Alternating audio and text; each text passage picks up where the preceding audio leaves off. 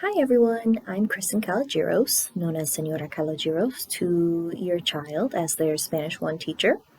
And this year we are doing Spanish 1 a little bit differently, at least for my class, as I'll be participating in inverted distance learning, meaning that for the sake of my family, I will be working from home, but I am broadcasted into the classroom through Google Meets. So the children are in the classroom with a sub, and then I communicate with them. We keep in contact through the use of the Google Meet chat. They're welcome to unmute themselves and let me know, if they have any questions or concerns. I also use this app called Go Guardian, just basically to keep an eye on their screens, and that also allows for a chat option. And this is, definitely a new process for all of us. It's a learning experience for me as well. With that being said, the students have been incredibly cooperative and understanding this year as we have embarked on this journey together. They have been great about letting me know when there's been technical difficulties on my end, and we're working together to get through any of those issues and solve them as quickly as we can. Now, this year, with it being Spanish 1, we've started off with just the basics of like meetings, meeting someone for the first time. Hi, how are you? What's your name? How are you doing? And being able to introduce people to each other, both formally and informally. We have looked at stating emotions and how we're feeling. And we have recently segued into school life in that we are identifying people in the school, being able to talk about, oh, that's a student, that's a teacher, or his or her name is. So taking what we've learned each in-class period and building upon it. And eventually we'll move into being able to provide basic biographical information, talking about your age, your birthday, things you like to do, being able to describe yourself with physical characteristics and personal characteristics. And we'll also check out family life as far as what do you do at home?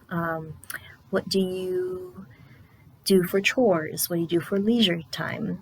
And getting back to the school topic, we'll be talking about classes. What classes do you have? When do you have them? Which ones do you like? And what kind of things do you need for school? So those are just a few of the topics that we'll cover this year in Spanish 1.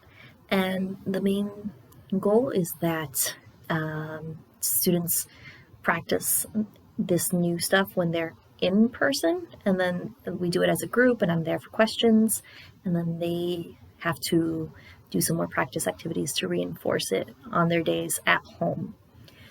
So what you'll see on this page is a few slideshows and a few rubrics. So for the slideshows, you'll see the welcome back slideshow that goes over the expectations that I have for students and the procedures of the classroom. Obviously, safety is our number one priority. They saw as far as what is expected for classroom materials. I told them to make sure you have your Chromebook. That's how I can communicate with you.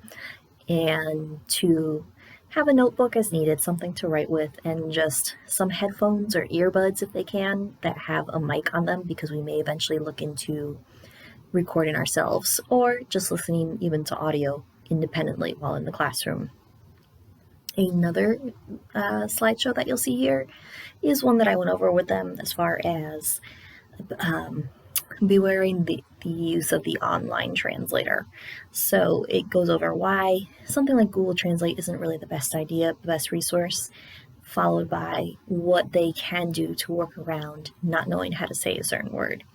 And then you'll see some rubrics. So these are Apple rubrics that they'll start to see throughout the school year as we do some assessments, interpretive, listening and reading in Spanish, presentational writing in Spanish, and also interpersonal speaking. So being able to have a conversation with someone based on the vocabulary we've gone over at this time.